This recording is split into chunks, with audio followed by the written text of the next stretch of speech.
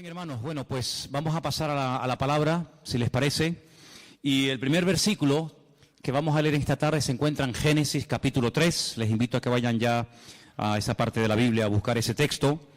Y, bueno, se me olvidó quitar la pizarra. Este fue el estudio que estuvimos dando el domingo pasado acerca de la bendición sacerdotal. Por si alguien dice, bueno, ¿y eso qué es? Bueno, eso fue de lo que hablamos el domingo. En esta tarde, pues estamos aquí, hermanos de Uruguay, de Ecuador, de Cuba, de Colombia, de Venezuela, en fin, de diferentes lugares, ¿no? Así que eso no es algo que podemos tener todos en común, porque hay de diferentes nacionalidades y hay hombres, hay mujeres, unos tienen una estatura, otros tienen otra, unos son más guapos, otros son más, en fin, no tan, bueno, el Señor sabe todo. Unos tienen un tipo de sangre, otros tienen otro tipo de sangre, unos tenemos unas huellas digitales, otros tienen otras huellas. Y en eso no vamos a ponernos nunca de acuerdo, porque aunque queramos es imposible. Pero hay algo que si miras a tu alrededor, a todos los hermanos que están a tu derecha, a tu izquierda, delante o detrás, todos en esta tarde tenemos algo en común. Yo sé que a lo mejor los más espirituales dirán, pues tenemos en común que tenemos una salvación en Cristo Jesús. Sí, por supuesto, hermano, eso sobra el decirlo, eso está claro. Pero hay algo que no nos hemos dado cuenta, es algo evidente, y es que todos los que estamos aquí estamos vestidos. ¿Sí o no? Cada vez que te pones una camisa, un pantalón, una falda o una chaqueta, aunque sea la más cara, la más moderna, la más hermosa del mundo, cada vez que te vistes, recordamos algo que pasó en el principio de los tiempos. Y vamos a leerlo en esta tarde. Se encuentra en Génesis capítulo 3. El libro del Génesis es un libro extraordinario, un libro precioso. Los dos primeros capítulos nos hablan del poder creador de nuestro Dios, cómo con el poder de su poderosa palabra, valga la redundancia, creó todo lo que existe, todo lo que nuestros ojos pueden ver, incluso lo que nuestros ojos no pueden ver, pero que fue creado con el poder de su palabra, animales, árboles, estrellas, planetas, incluido el hombre. Sin embargo, cuando vamos al capítulo 3, encontramos lo que alguien ha titulado la ruina, la ruina. Todo venía muy bonito, la creación, ¿verdad? Todo puesto en su sitio. Dios había suplido compañera idónea para el hombre, Dios había suplido los alimentos, Dios había suplido absolutamente todo, pero lamentablemente en el capítulo 3 todo cambia. Y a partir del capítulo 3 las cosas van a ser muy diferentes. Para el hombre, para la mujer, para los animales, para la creación, para el mundo espiritual, absolutamente todo cambia. Empezamos a leer, si queréis, a partir del versículo 1. Estamos en Génesis capítulo 3, versículo 1, donde dice, pero la serpiente era astuta, más que todos los animales del campo que el Señor había hecho. La serpiente, no dice Satanás. Este animal tenía una característica que la Biblia destaca. Dice que era astuta, y la palabra astuta y la palabra desnudo, que ahora vamos a leerla, es exactamente igual, solamente que se pronuncia diferente, pero se escribe exactamente igual. Ahora hablaremos de ello. La cual le dijo a la mujer, ¿con que Dios os ha dicho no comáis del árbol del huerto?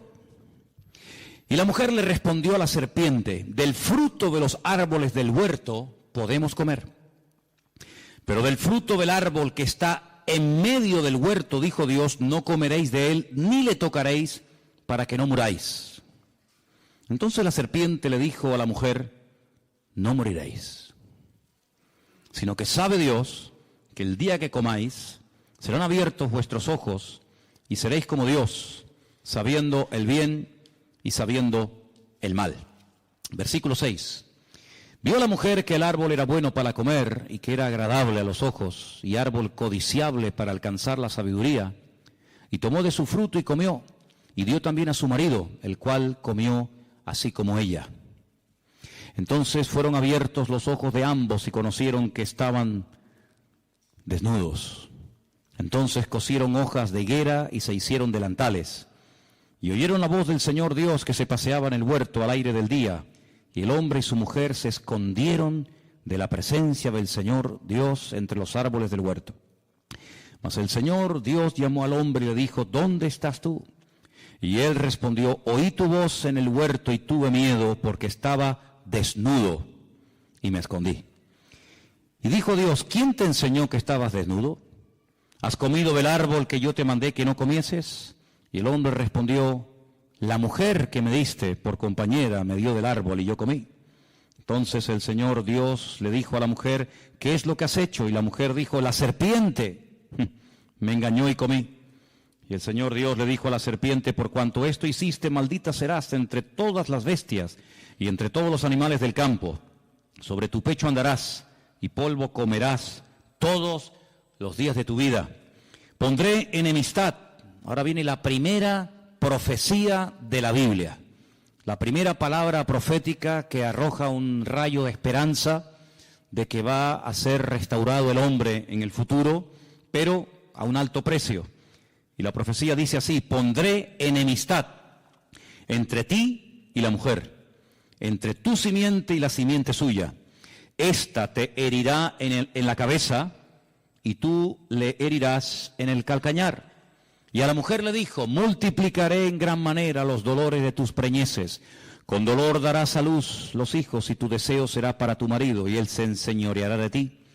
Y al hombre le dijo, por cuanto obedeciste a la voz de tu mujer y comiste del árbol que te mandé diciendo, no comerás de él, maldita será la tierra por tu causa, con dolor comerás de ella todos los días de tu vida. Espinos y cardos te producirá y comerás plantas del campo. Con el sudor de tu rostro comerás el pan hasta que vuelvas a la tierra, porque de ella fuiste formado, pues polvo eres y al polvo volverás. Y ahora es la primera vez que vemos al hombre que le pone nombre. Hasta el momento la llamaba mujer, varona, pero ahora le pone un nombre, Adán, a la mujer, y le llama Eva. Y aquí hay un juego de palabras que no se aprecia en español, Eva, por cuanto ella es madre de todos los vivientes, que viene de la raíz Hai, que significa vida. Y el Señor Dios hizo al hombre y a su mujer túnicas de pieles y los vistió. ¿Cuántos dicen amén? Muchas veces la gente se pregunta, pero bueno, ¿esto realmente fue así?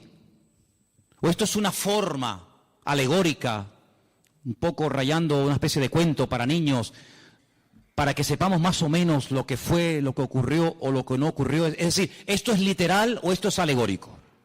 ¿Hubo realmente una serpiente que el diablo utilizó para hablar a través de ella? ¿Hubo realmente un árbol llamado el árbol de la vida y otro al lado llamado el árbol de la ciencia del bien y del mal? ¿Realmente el hombre y la mujer estaban desnudos en un lugar, en un paraíso, en una especie de huerto regado por 4 ríos, entre los ríos Éufrates y Tigris, que abarcaba desde Irak hasta Egipto?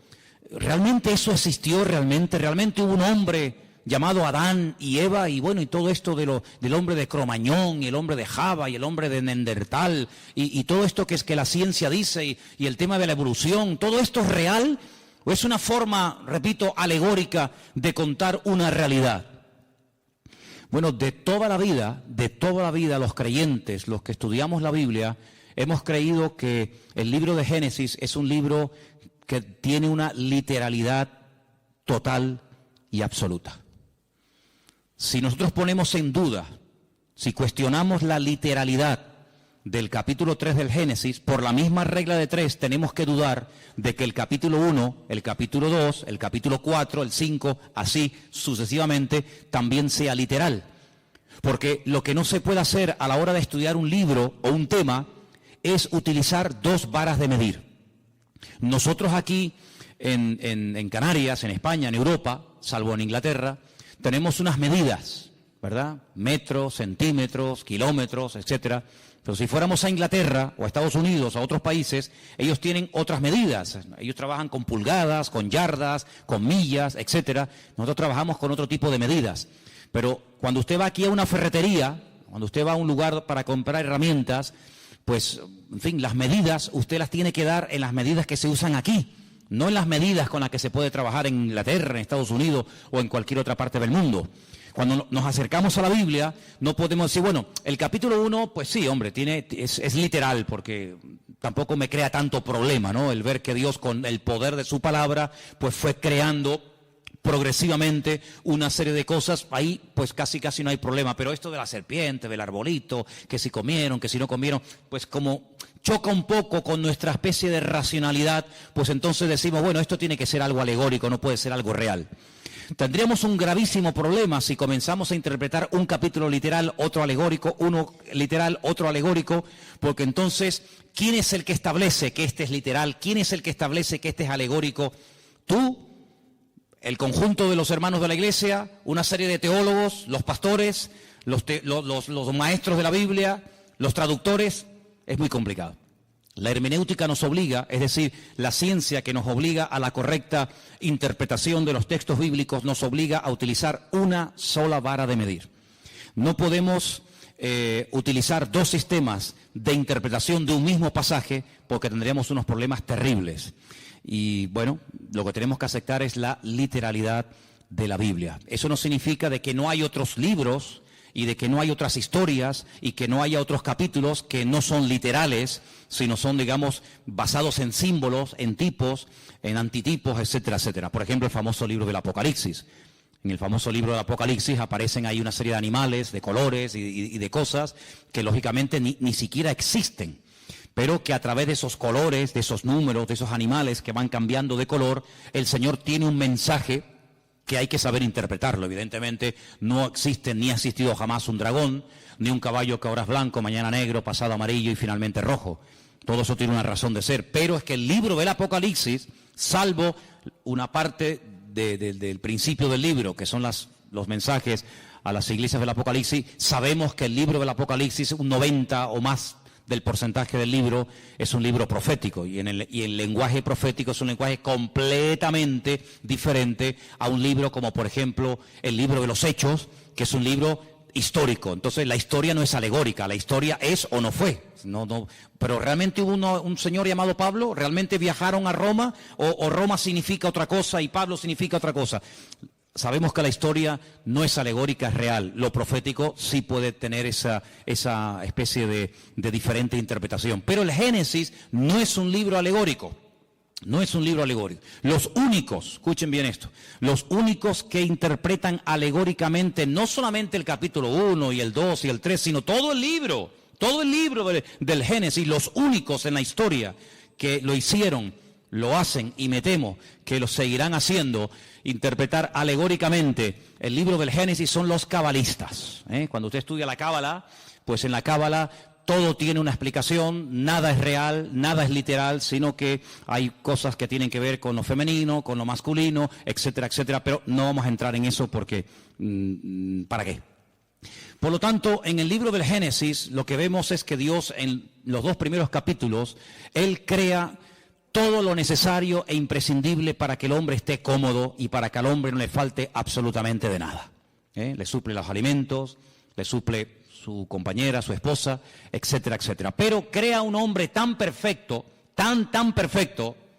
Recuerden que el hombre es una especie de representación, una especie de, no quiero utilizar la palabra clon para que no se me malinterprete, pero dice que fue creado a imagen y semejanza de Dios. Ya explicamos que Selen, Demut, que son las 2 palabras que se utilizan, no es en cuanto a aspecto físico, pero sí es en cuanto a capacidades, en cuanto a dotación. El hombre tiene unas capacidades muy similares a las de Dios. Puede elegir, puede, tomar decisiones, puede razonar, puede recibir órdenes, puede dar órdenes, etcétera, etcétera. Algo muy similar a la naturaleza y a la esencia de Dios, lógicamente con sus limitaciones, ¿verdad?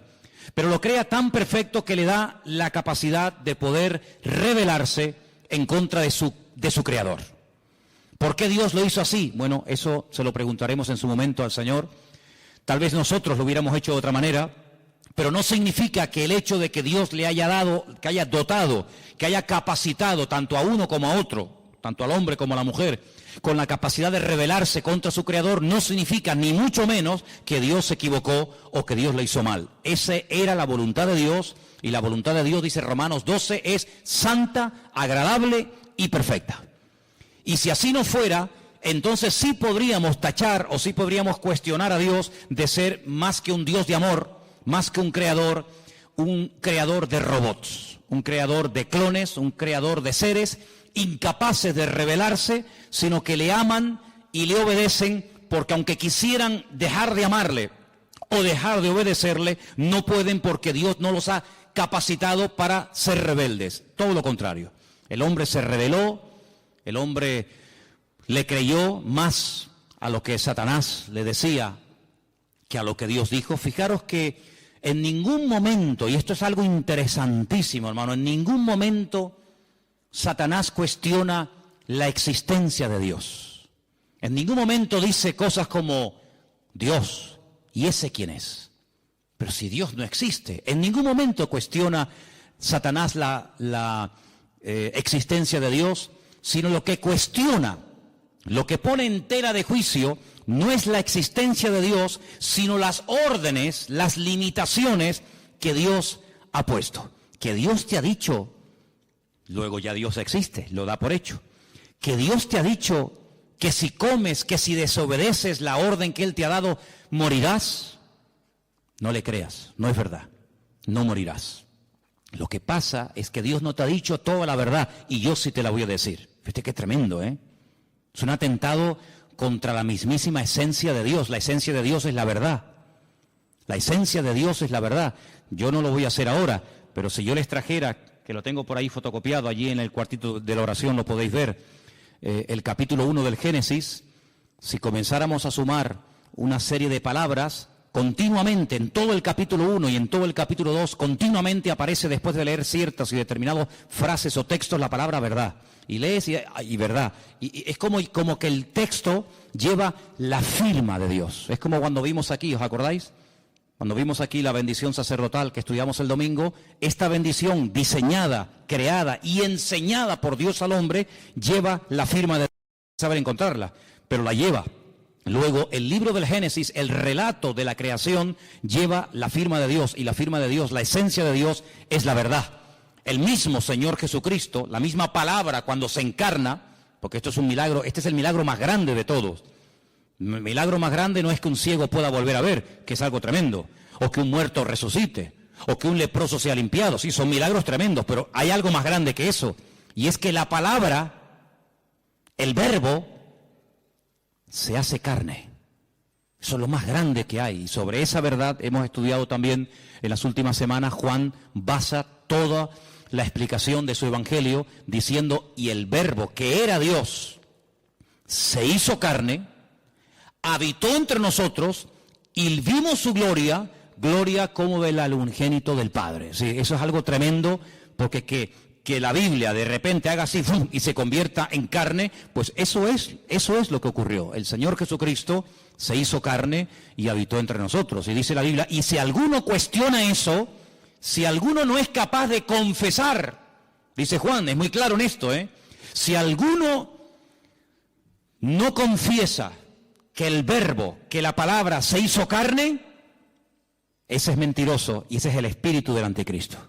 Qué tremendo, Por eso dice, ¿queréis probar los espíritus? Cuando dice Juan, no me estoy yendo del tema, ¿no? Pero solamente para remarcar un poco esto, dice, probar los espíritus, porque no todo espíritu es de Dios. Y uno dice, bueno, ¿y cómo pruebo? ¿Y cuál es la prueba? Dice, dile, ¿crees que Jesucristo, crees que el verbo ha venido y se ha hecho carne? No, yo no creo eso. Entonces este no es de Dios. Ahí se prueban los espíritus. Si dice que sí, evidentemente es otra cosa. Pero volviendo al tema, entonces lo que hace Satanás es que siembra la duda. Alguien dijo que la duda es el padre del pecado. En cuanto una persona comience a dudar de que la palabra de Dios es la palabra de Dios, de que Dios existe o no existe, de que hay infierno o no, de que Dios es bueno o no tan bueno, en el momento en el que ese virus, ese veneno llamado duda, entre en tu vida, amigo, como no lo frenes, y como no contrarrestes y ataques y neutralices ese veneno, ese virus, con la verdad, porque la verdad es lo que mata la duda, eres hombre muerto. Y eso fue lo que Satanás comenzó a hacer. Él no cuestiona la existencia de Dios, ya lo haría en otros momentos de la historia, No te preocupes que el diablo tiene unas artimañas y tiene un montón de disfraces. En la Edad Media se puso uno, en la época de Adán y Eva se puso otro, y tiene muchos disfraces, y él va cogiendo el que más le conviene. En este momento no le convenía cuestionar la existencia de Dios porque, permítame la expresión, le saldría el tiro por la culata. Porque si alguien en esta vida sabía que había un creador y un Dios todopoderoso, ese era sin lugar a duda Adán y Eva, porque ellos no tuvieron ni padres, ni madres, ni suegros, ni suegras, sino que ellos eran producto de las benditas y poderosas manos de Dios. Por lo tanto, presentarse a ellos cuestionando la existencia de Dios hubiera sido un rotundo fracaso, porque ellos hubieran dicho, ¿cómo? Que Dios no existe, pero si hemos hablado con Él, hablamos todos los días con Él, y Él habla todos los días con nosotros. Nuestros cuerpos Él los creó. Yo me quedé dormido y cuando me desperté me encontré a Eva. El Creador me la entregó, por lo tanto por ahí el diablo iba mal. Pero emplea este arma favorita del diablo y es sembrar dudas. Sembrar la desconfianza en Dios. ¿Será verdad lo que Dios dijo? ¿Será verdad? ¿Funciona esto? ¿No funciona esto? Y entonces todos sabemos que esta persona desobedece, esta persona peca.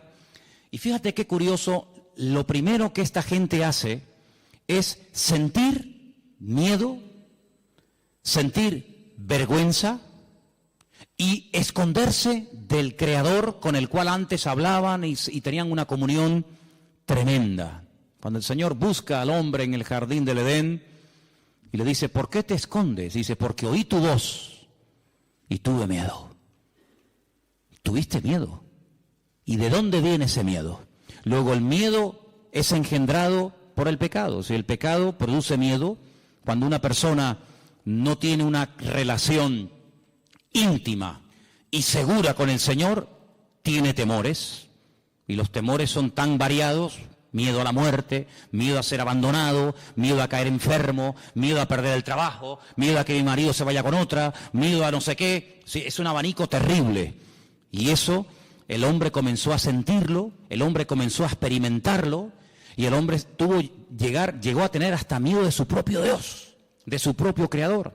Y le dice algo tremendo, le dice, es que también me oculté de ti porque estaba desnudo. Ahora, yo les dije que en el versículo 1, en el versículo 1 de Génesis, 3:1 de Génesis, describe a la serpiente como una criatura astuta. La palabra astuta en hebreo es arum, arum. Y la palabra desnudo en el versículo 10 es la palabra herón. Se escribe exactamente igual, las mismas letras. Claro, si les ponemos las vocales automáticamente varían. Es decir que Satanás lo que hace es que se camufla. Satanás lo que hace es que utiliza este animal que ya tiene en su naturaleza, en su esencia, el ser un animal astuto. Fíjate qué tremendo, ¿no? Jesús dice en el Sermón del Monte que la serpiente es astuta y las palomas son sencillas, es decir, que describe la esencia de la serpiente como un ser astuto. Y entonces lo que Satanás hace es utilizar a este animal porque no se puede presentar tal y como él es. Ahora, aquí hay que pararnos y comenzar a hacernos una serie de preguntas muy interesantes.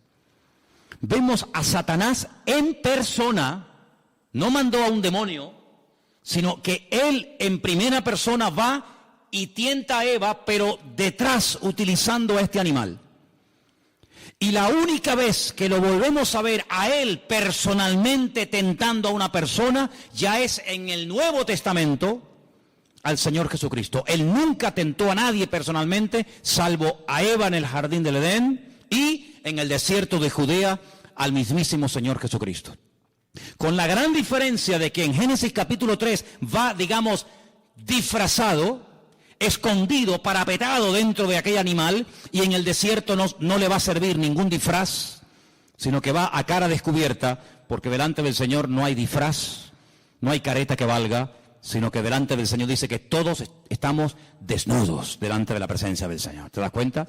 Pero el apóstol Pablo, que es un hombre que describe como nadie, el mundo espiritual, porque ahora hablaremos un poco de esto, Él dice que Satanás es capaz en momentos puntuales, si es necesario, disfrazarse, vestirse como si fuera un ángel de luz. Y ha habido casos en la historia, pero tremendos, de personas que dicen que han tenido la visita de ángeles, que les han revelado cosas y esas cosas las han escrito. Y bueno, y por ahí nació el famoso libro del Mormón, que es el que usan los mormones.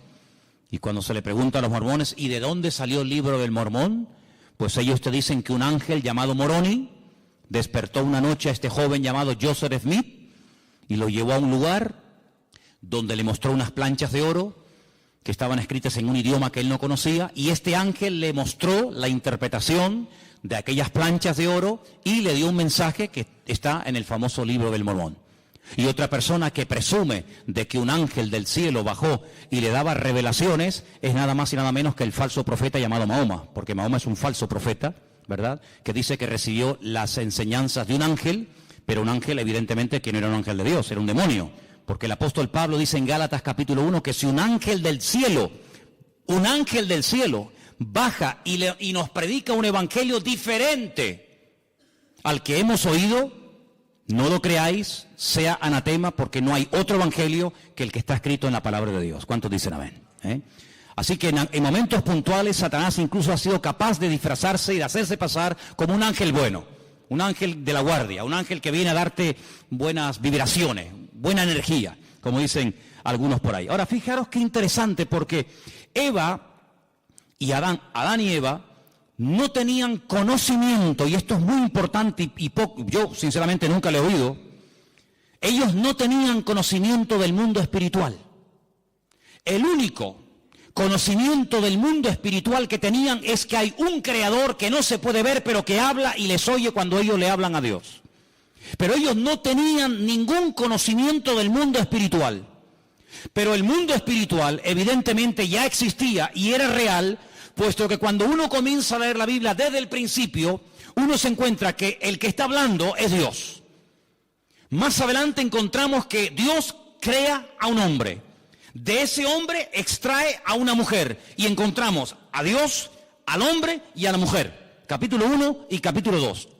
Pero cuando vamos al capítulo 3 nos encontramos que ya no hay 3, ahora hay 4. Ahora seguimos teniendo evidentemente al Creador, a Dios, a Eva, a su marido Adán y a Satanás, utilizando a esta serpiente. Y la pregunta lógica es, ¿dónde dice en Génesis 1 o en Génesis 2 cuándo fue creado este personaje?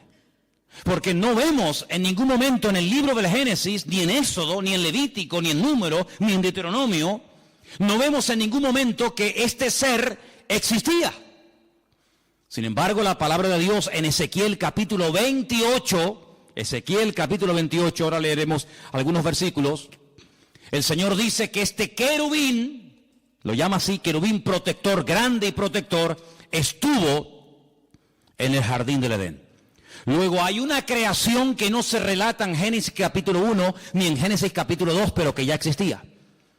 Vemos que Satanás ya no es ese querubín protector encargado de la música, de la alabanza y de la adoración, sino que es un ser maligno que lo que pretende es separar al hombre de Dios. Luego ya su naturaleza no es una naturaleza sana, una naturaleza buena, sino que su objetivo es arruinar. Su naturaleza ahora es maligna, perversa. El Señor dijo, es un ladrón. Viene a hurtar, a matar y viene a destruir. Y aquí lo vemos, haciendo su primer intento en la historia de la humanidad, queriendo matar la comunión del hombre con Dios, queriendo separar al hombre de Dios, creando distanciamiento, creando mal ambiente, ¿verdad? Así que vamos a Ezequiel capítulo 28 para que veáis cómo en este libro, que por supuesto, sobra el decir, no existía en los tiempos de Adán y Eva. Adán y Eva nunca leyeron el libro de Ezequiel. En el capítulo 28 se describe la naturaleza de este personaje. Ezequiel 28:12 viene hablando del rey de Tiro, pero en medio del mensaje de Dios al rey de Tiro, mete otro mensaje que complementa lo que viene diciendo y dice lo siguiente: Hijo de hombre, levanta endechas sobre el rey de Tiro. Tiro es una ciudad que está al norte de Israel, no entraba dentro del territorio de Israel, está bien al norte, ¿verdad? Y dile, así ha dicho el Señor, tú eras el sello de la perfección, lleno de sabiduría y acabado de hermosura. Solamente escucha estas tres características, son impresionantes, ¿eh? De ningún ser en la Biblia el Creador habla en semejantes términos. Los vuelvo a repetir: sello de la perfección, lleno de sabiduría y acabado de hermosura. Cuando Dios da algo no lo quita. Luego, aunque este ser fue arrojado de la presencia del Señor, su sabiduría, su hermosura y sus cualidades recibidas de parte de Dios se las llevó con él. Pero ahora dice algo tremendo. En Edén, ¿cómo sabemos que ya no está hablando del rey de Tiro? Bueno, por sentido común. En Edén no estuvo nunca el rey de Tiro. El rey de la ciudad de Tiro nunca estuvo en Edén. Luego ya no está hablando del rey de Tiro, sino ahora dice, en Edén, en el huerto de Dios estuviste. Ay, amigo. De toda piedra preciosa era tu vestidura. Yo les voy a pedir un favor a partir de ahora. Cuenten las piedras preciosas que yo voy a comenzar a leer a partir de ahora, por favor. Cuéntenlas, ¿sí?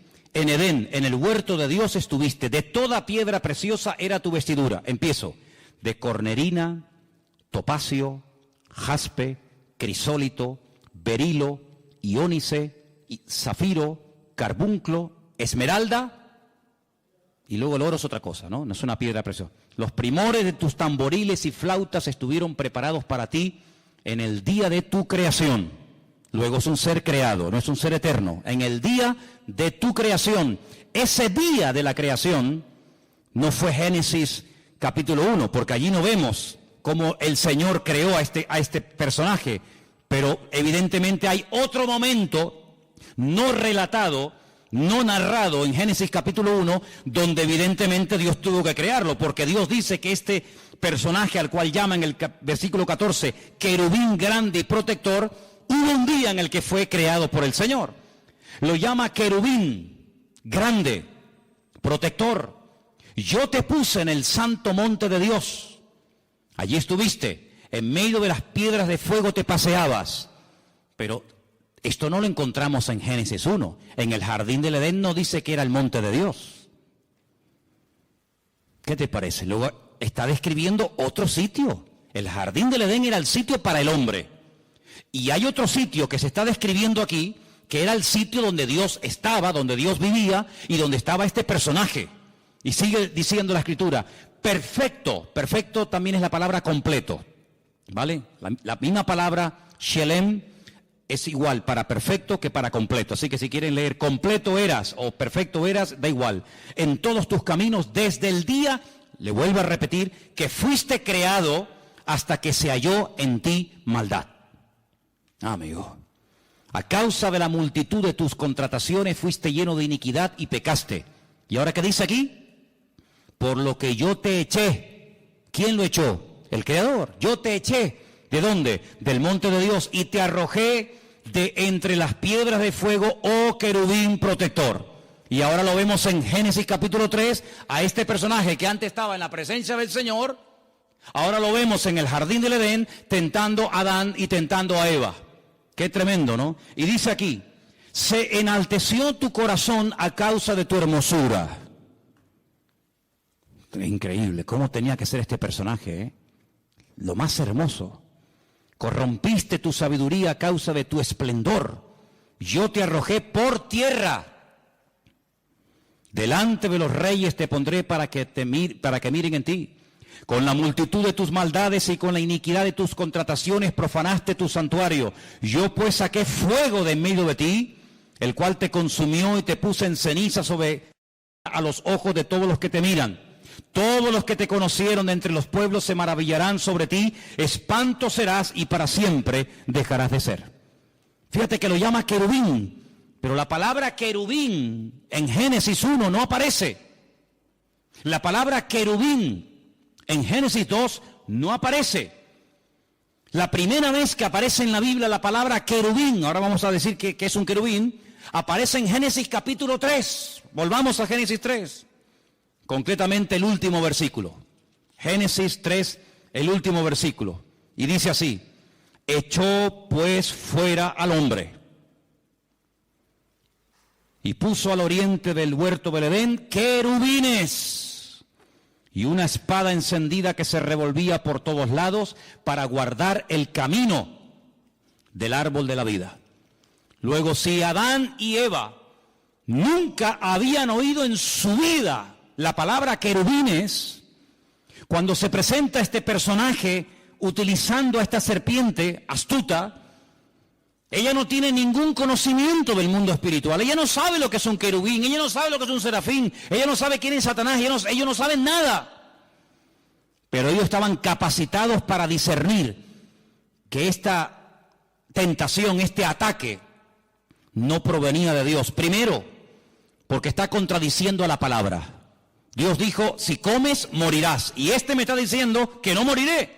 Luego, ¿a quién le creo? ¿A mi Creador y a mi Señor? El que me ha creado, el que me ha demostrado que me ama, el que ha creado un mundo maravilloso para mí, o a este que no sé quién es y de dónde ha salido. Ahí hay un dilema y una tentación. Eso es lo que es ponerte entre la espada y la pared, decir: ¿a quién le creo? ¿A Dios o al horóscopo? ¿A lo que dice mi Señor en su palabra? ¿O a lo que dicen las noticias en la televisión? ¿A lo que dice el santero que echa las cartas y el brujo que no sé qué y no sé cuánto? ¿O le creo a mi Señor? Amigo, tú verás.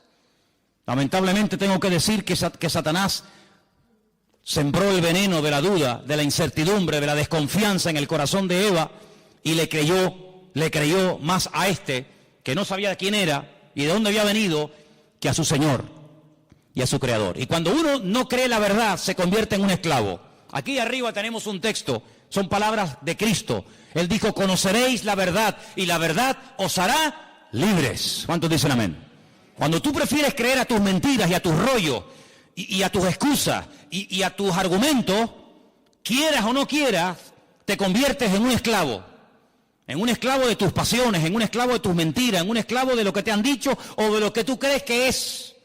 Cuando tú cuestionas lo que dice la Biblia, ¿y por qué Dios dice blanco si yo veo que es gris? Bueno, lo que tú veas es una cosa y lo que Dios dice es otra.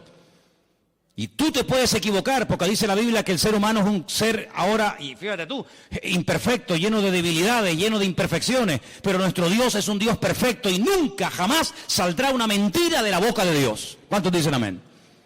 Dios es un Dios de verdad, la esencia de Dios es la verdad. Dios no puede mentir. Va en contra de su naturaleza. Hay cosas que a Dios no le afectan, la mentira. Dios no puede mentir. La tentación, a Dios no le tienta nada. Dice: si Él no es tentado por nada, ni por nadie, Él tampoco puede tentar a nadie. Así que cuando tú seas tentado, no digas que Dios te está tentando, sino que tú estás siendo tentado porque le has dado lugar a una serie de circunstancias que estás creando el caldo de cultivo propicio para caer en la red.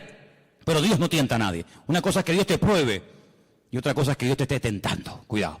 La prueba es para fortalecerte, para acercarte a Él. La tentación es al revés, para separarte y para que caigas y para que cuestiones pues la existencia, el amor, la misericordia, la bondad o lo que sea de parte del Señor. Así que vemos que esta mujer, al no tener conocimiento del mundo espiritual, cree a este personaje que, repito, no sabe de dónde ha salido y que encima le lleva la contraria al Señor. Pero tú y yo no tenemos esa excusa para pecar. Porque tú y yo tenemos muchísimo conocimiento del mundo espiritual, ¿sí o no? Si tú le dices a Adán y a Eva, Satanás, dice, no sabían quién era. Pero si yo te digo a ti, el diablo, Satanás, el padre de mentira, ¿sabes quién es o no? Amigo, hay un conocimiento que tú tienes que ni Adán tenía. Y por eso dijo alguien en cierta ocasión que el terreno de Satanás es la ignorancia. Cuanto más ignorante sea, más fácil se lo pones al diablo para que te engañe. Ah, es que yo no sabía, por eso caíste. Pero ahora nosotros no tenemos la excusa de decir: es que yo no sé lo que son los demonios, yo no sé quién es el diablo, yo no sé. No, sí sabemos, claro que sabemos, hombre, que sí sabemos. Mira, el mundo espiritual, quien mejor lo describe, si a alguien le interesa este tema, es sin lugar a duda el apóstol Pablo. Hay un capítulo, no lo vamos a leer ahora, pero para los que toman nota y les gusta leer después en casa, es el capítulo 6 del libro de Efesios, la carta de Pablo a los Efesios. Pablo describe allí el mundo espiritual de una forma increíble, la jerarquía del mundo espiritual como Pablo no la describe nadie. Él dice que hay, mira, principados, potestades, gobernadores de las huestes de las tinieblas, huestes espirituales de maldad en las regiones celestes.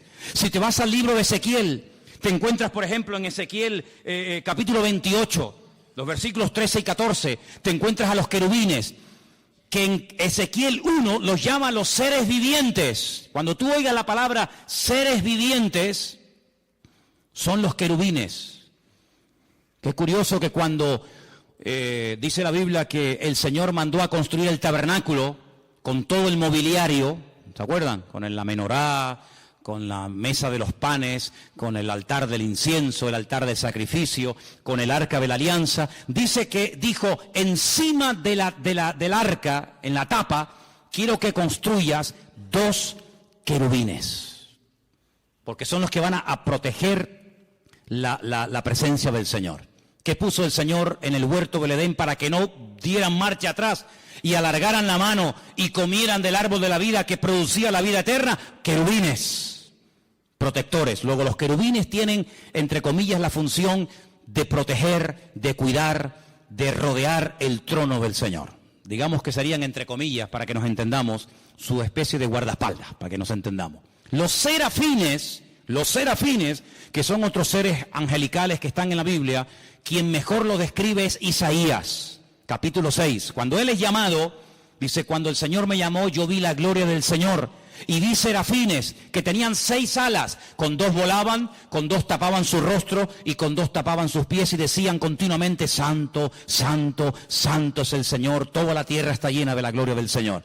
Entonces te das cuenta que en la Biblia hay serafines, querubines, ángeles. ¿Quién se le presentó a María cuando le dijo, escucha mujer, bendita eres tú entre todas las mujeres?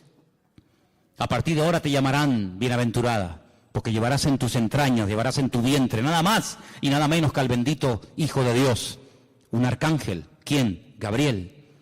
Luego dice, hay serafines, hay querubines, hay un arcángel que se llama Gabriel. Luego te vas al libro de Daniel y te encuentras que hay otro arcángel tremendamente poderoso que se llama el arcángel Miguel, el gran príncipe, dice Daniel 12, que está de parte de los hijos de tu pueblo. Te das cuenta que describe un mundo espiritual tremendo. Es decir, no lo podemos ver con nuestros ojos, pero eso no significa de que no existan. Hay gente que dice en su ignorancia, yo si no veo no creo. Pues por esa misma regla de 3 usted no cree en Júpiter, ni en Plutón, ni en Marte, ni en montones de cosas que existen, simplemente por el argumento ridículo y absurdo de que usted no lo ve. Bueno, hay millones de cosas que nuestros ojos no ven, pero sin embargo, ¿usted ha visto alguna vez algún átomo? ¿Ha visto alguna molécula? ¿Ha visto los protones y los neutrones? ¿Ha visto alguna vez eso? No, pero existen y están aquí ahora mismo. Y en este momento aquí dentro hay miles de voces, de radio, de onda, ¿verdad? Radio de frecuencias que están aquí, las ondas, ahora no se oyen, no se pueden ver, porque no tenemos un receptor, pero si pusiéramos una radio y la encendemos, automáticamente oímos que la radio está hablando. No, la radio no está hablando, la radio está reproduciendo por ese famoso invento de Marconi, el italiano, ¿no? Que fue capaz de captar esas ondas y ponerlas en un receptor y uno puede hablar, oír en italiano, en japonés, en árabe, en chino, en lo que sea. Una persona que está a miles de kilómetros de Tenerife, pero lo oímos hablar aquí, o ver un partido de fútbol que se está llevando a cabo en África, o sabe Dios dónde. Pero todo eso existe, no lo podemos ver, pero cuando tenemos los aparatos para poder ver esas imágenes, para poder escuchar esos sonidos, pues automáticamente ahí lo tenemos y todos en casa sabemos pues lo que estoy diciendo por la radio y por la televisión. Entonces, pero Adán y Eva en aquel momento, vamos a decir, entre comillas, que eran ignorantes del mundo espiritual. Ellos no sabían realmente lo que significaba todo eso, pero uno tiene que tener discernimiento, hermano. Cuando algo venga a su mente, cuando algo venga a su vida, que no está escrito en la palabra de Dios, descártelo, no lo crea, porque la palabra de Dios no se puede manipular, no hay que añadirle, no hay que ponerle. Si la palabra de Dios dice eso no se puede hacer, no le quiere dar las vueltas, decir sí, pero no hay pero que valga. El Señor cuando dice una cosa lo dice para nuestro bien. Y cuando el Señor dice, el día que ustedes coman de este árbol, ustedes van a morir, aunque ustedes no entiendan el concepto morir, pues claro, Adán y Eva decían morir, ¿y eso qué es? ¿Qué es morir? ¿Tú sabes lo que es morir? No. ¿Y tú? Yo tampoco. Pero Dios dijo que si comemos morimos. Pero es que yo no sé lo que es la muerte. Yo nunca he visto ni siquiera un perro muerto en una carretera. Yo no he enterrado a un hijo. Yo no sé lo que es el concepto muerte. Para ellos era un concepto abstracto. No lo entendían. Pero el que no lo entiendas no significa que no estemos obligados a obedecer la palabra de Dios. ¿Cuántos dicen amén? Ahora nosotros, con más motivo, no tenemos ninguna excusa. ¿Por qué? Porque sabemos lo que es. Sabemos lo que es la muerte. Sabemos lo que es la tristeza, el desánimo, la depresión, la desgracia, los follones, los líos. ¿Por qué? Porque lo hemos visto en otras personas. Tenemos millones de puntos de referencia, incluso en nosotros mismos. Sabemos las consecuencias terribles de hacer algo malo, pero en aquellos momentos ellos no tenían eso, pero tenían algo muy importante. Y es que ellos tenían que haberse dado cuenta de que este ser, que no sabían de dónde había venido, estaba contradiciendo la palabra del Señor. Porque uno de los juegos favoritos del diablo es llevarle la contraria a Dios. ¿Qué dijo Dios el día que se bautizó su hijo en el río Jordán? Este es mi hijo amado, en el cual tengo toda complacencia, en el cual deposito toda mi confianza. ¿Quién dijo eso? Dios. La voz de Dios se oyó. Se va al desierto. ¿Y quién viene a tentarlo? Este personaje terrible, Satanás. Y le dice, si eres el Hijo de Dios, di a estas piedras que se conviertan en pan. Yo no tengo que convertir las piedras en pan para demostrarte a ti, o a mí, o a alguien que soy el Hijo de Dios. Yo sé que soy el Hijo de Dios. ¿Y cómo lo sé? Porque mi Dios, mi Padre, me lo acaba de decir el día que me bauticé en el río Jordán. Este es mi Hijo amado. Por lo tanto, yo le creo a mi Dios, yo le creo a mi Padre, yo creo en lo que Él me ha dicho. Y si nosotros tenemos esa fe y estamos agarrados a la palabra, cuando viene una mentira, cuando viene una herejía, cuando viene un mal pensamiento, cuando viene algo que contradice a la palabra, automáticamente, hermano, aunque no sepamos lo que puede pasar, aunque no entendamos todo, decimos no, esto no es de Dios. ¿Por qué? Porque va en contra de la palabra del Señor. Y nada más, y con eso tendría que sobrarnos todo lo demás. Ahora, varias cosas ocurrieron allí. Antes de ser expulsados, Dios confronta al hombre con su pecado y le dice, mira, a partir de ahora vas a darte cuenta de que la tierra no produce con la fuerza que producía antes. Tu mujer cuando dé a luz va a comenzar a sufrir dolores en el momento del parto. Y tú vas a comenzar a sudar. Luego se ve que antes no sudaba. Tú vas a comenzar a perder humedad. Tú vas a comenzar a secarte.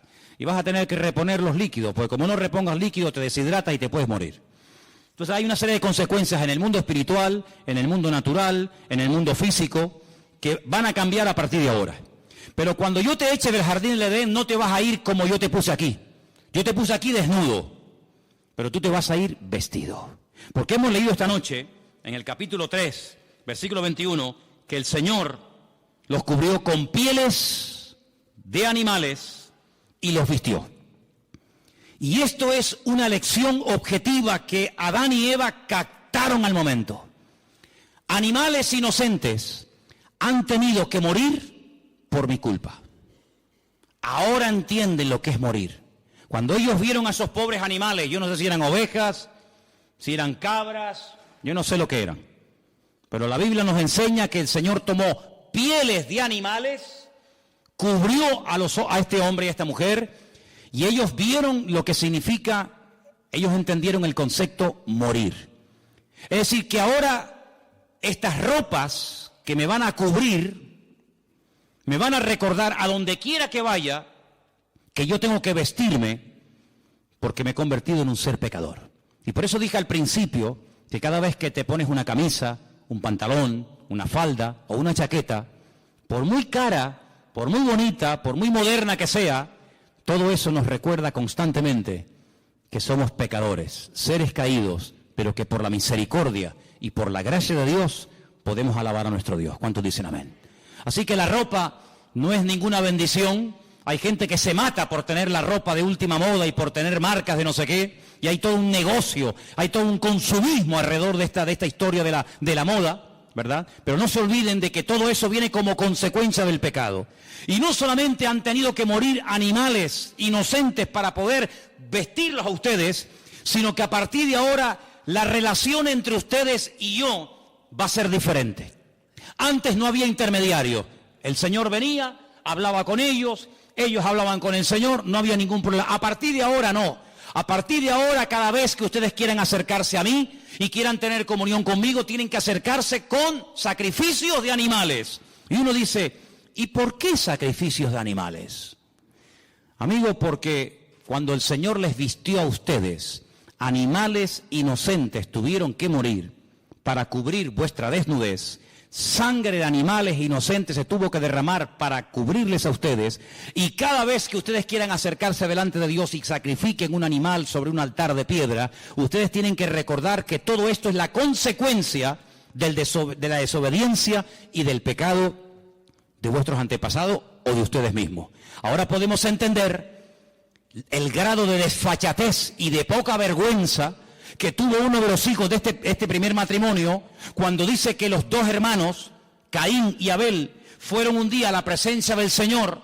Ellos sabían que las ropas que llevaban les recordaban que eran pecadores, que papá y mamá vivieron un tiempo desnudo en un lugar maravilloso llamado el Gan Edén, pero que ahora tenemos que ir vestidos porque fuimos pecadores y desobedecimos al Señor, y tenemos que presentarnos delante de Dios con animales para recordar nuestra naturaleza pecaminosa. Y entonces llega uno de los hermanos y dice que llevó al Señor una ofrenda, pero no de animales, sino del producto de la tierra: peras, sandías, melones, papayas, pepinos, lechugas, y la pone sobre el altar. Y al lado está su hermano Abel presentando un sacrificio, y dice literalmente la Escritura que el Señor miró con buen agrado la ofrenda de Abel, pero no le agradó de la ofrenda de Caín.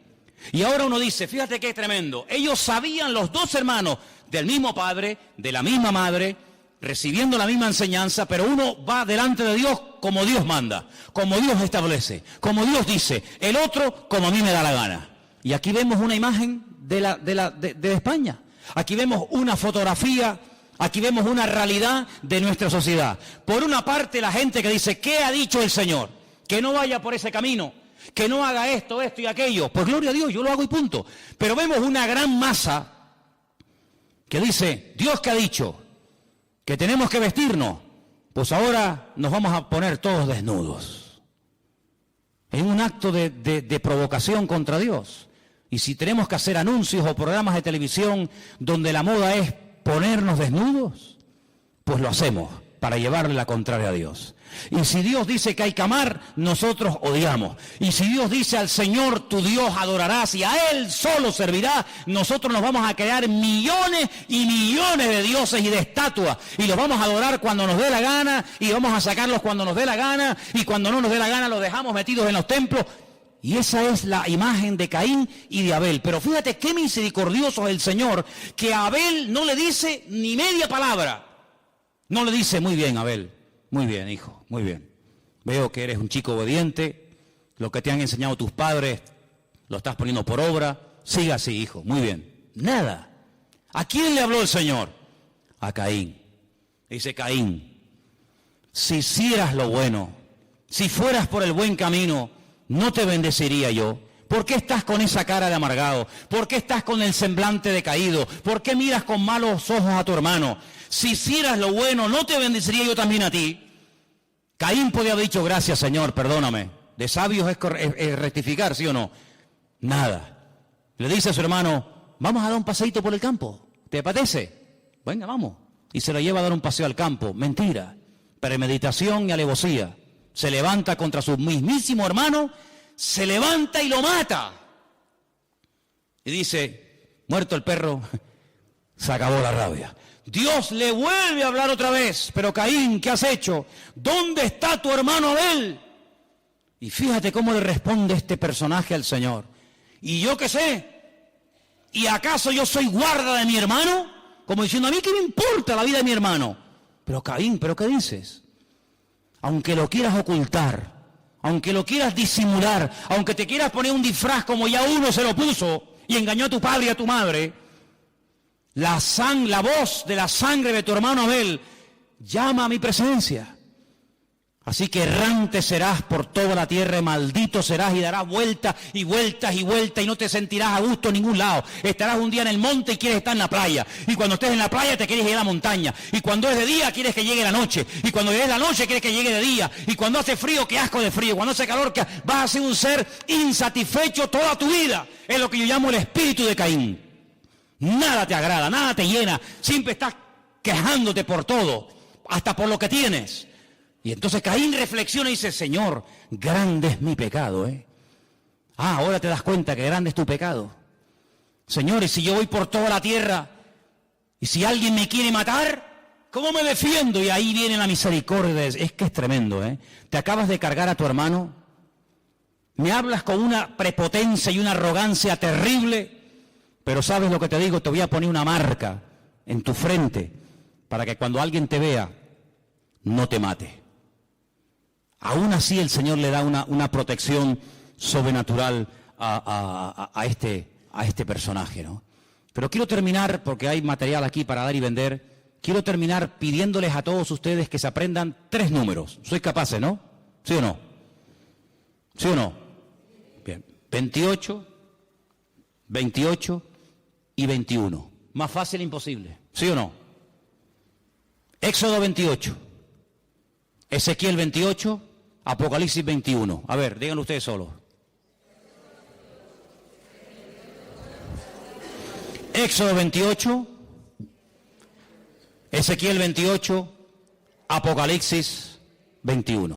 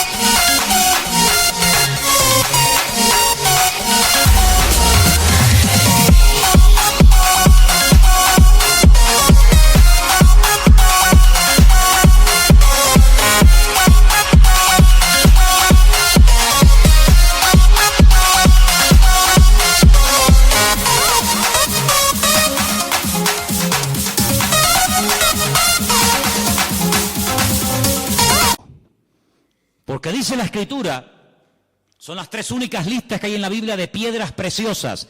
A mí me encantan las piedras preciosas, no tengo ninguna, a ver si me entienden. Pero me encantan las piedras, para mí es algo tan hermoso, un rubí, una esmeralda, un diamante, un zafiro, son cosas preciosas, ¿no? Son muy bonitas. Pues el Señor le dice a Satanás en el principio a este querubín, yo te voy a poner una vestidura tan hermosa. ¿Cuántas piedras preciosas contaron cuando leí Ezequiel 28? 9. 9 más el oro, ¿no? 9. Vamos a poner 9. 9. ¿Cuántas piedras preciosas llevaba en el pecho el sumo sacerdote? 12. ¿Seguro? ¿Cuántas tribus de Israel? ¿Cuántas familias había? 12. Ahí tenemos, ahí tienen el muñequito del sumo sacerdote. 12 piedras preciosas. ¿Cuántas llevaba Satanás en su pecho? 9. Ay, amigo. Cuando ustedes van a Apocalipsis capítulo 21, dice que los cimientos de la nueva Jerusalén estaban adornados con 12 piedras preciosas diferentes.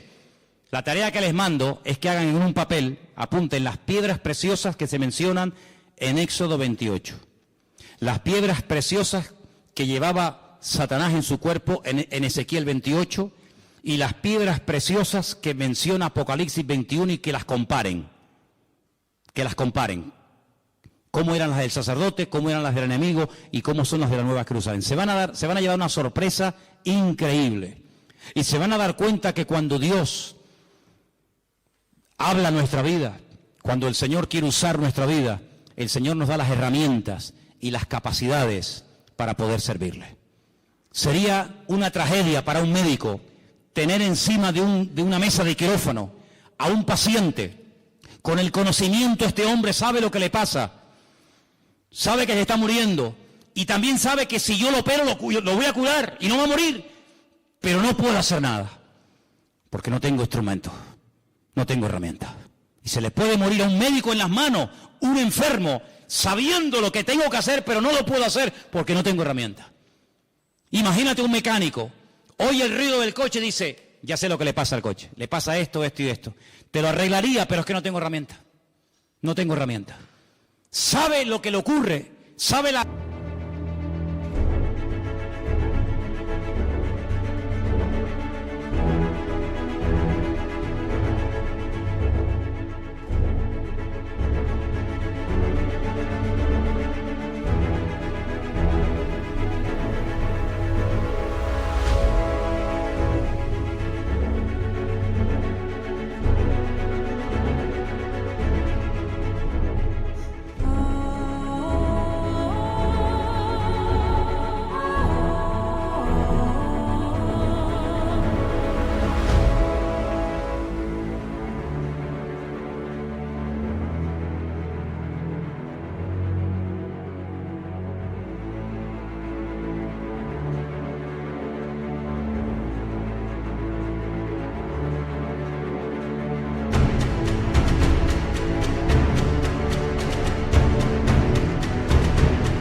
Que se ha roto, la que hay que ponerle nueva, pero si no tiene herramienta, el coche se le destruye y se le viene abajo.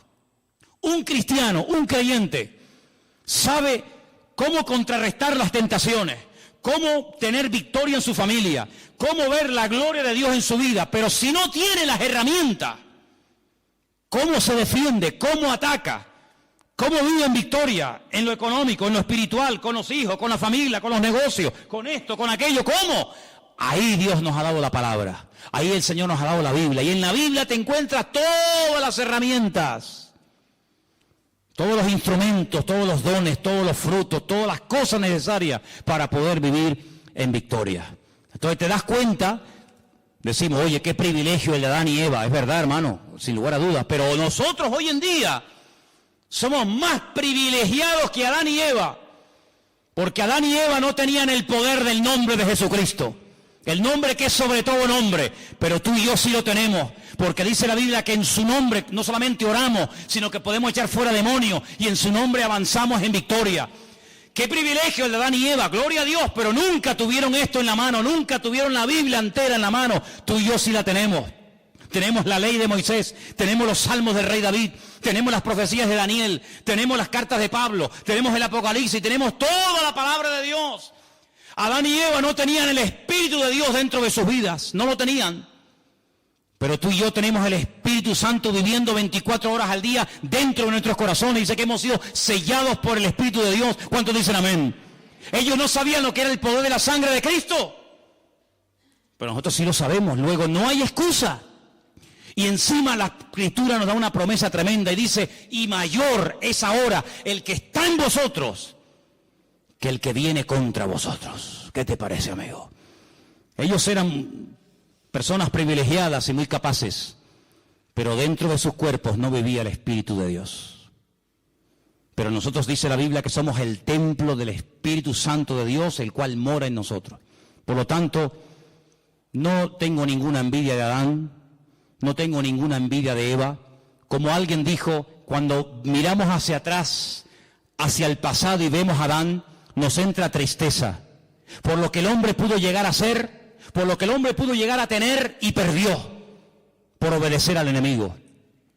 Pero cuando miro hacia adelante a mi Señor y a mi Dios, todo lo que Adán perdió lo podemos recuperar y con creces en el Señor Jesucristo.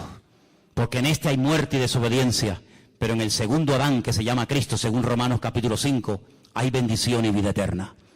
Que puso el Señor para que no volvieran, porque sabía que iban a volver, iban a comer del árbol de la vida, iban a ser pecadores eternos, sin posibilidad de restauración, sin posibilidad de ser redimidos.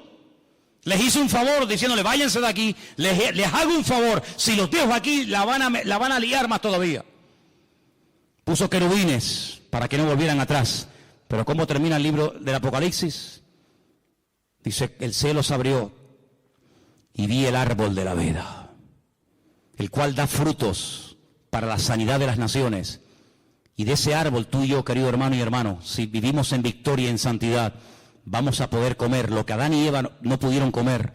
Nosotros lo vamos a poder comer porque ese árbol representa y tipifica nada más y nada menos que nuestra comunión y nuestra relación con nuestro amado Señor Jesús. ¿Cuántos dicen amén? Vamos a orar, hermanos, vamos a orar.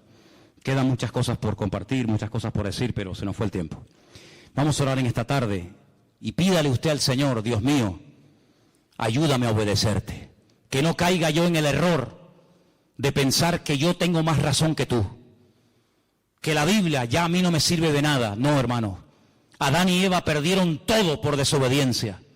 Pero por obediencia al Señor, por sometimiento a su palabra, podemos recuperar la paz. Podemos recuperar la fe.